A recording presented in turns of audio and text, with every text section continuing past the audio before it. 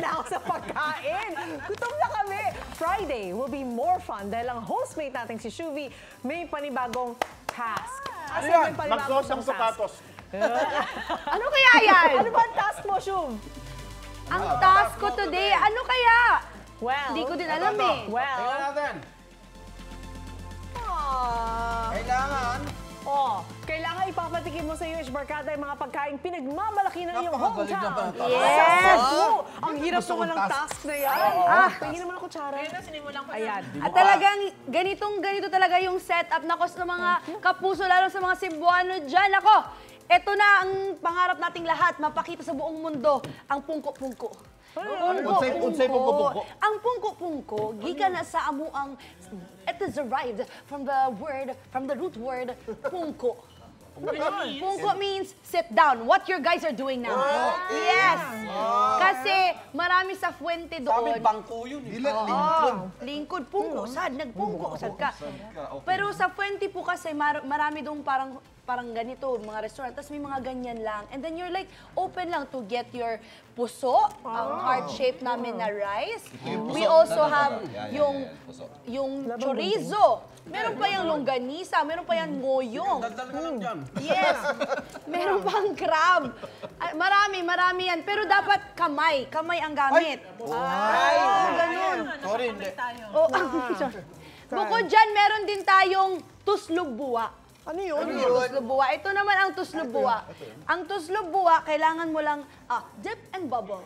Ano yun? Tuslob is dip, and then buwa is bubble. Ano isasaw-saw yung kanin? Ang kanin, yung puso, isawsaw mo lang sa ano.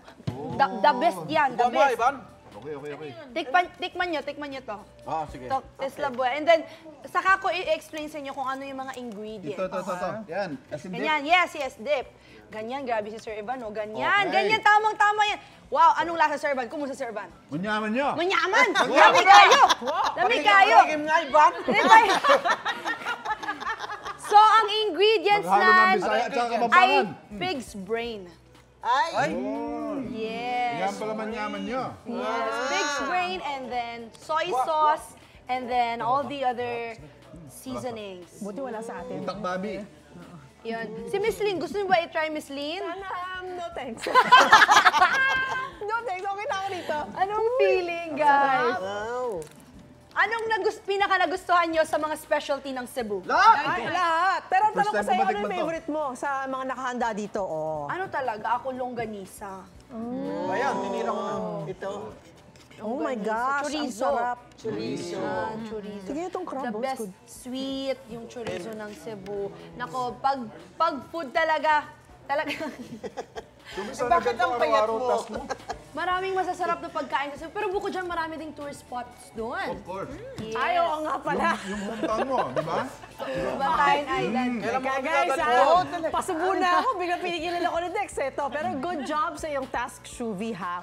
At salamat sa pagpapatingin mo sa amin ng mga pagkain sa Cebu. Sana araw-araw sana. Thank you, oo nga. Pero sana may patubig din tayo kasi nakakaano na. Anyway, babalik kami agad. Kaunta!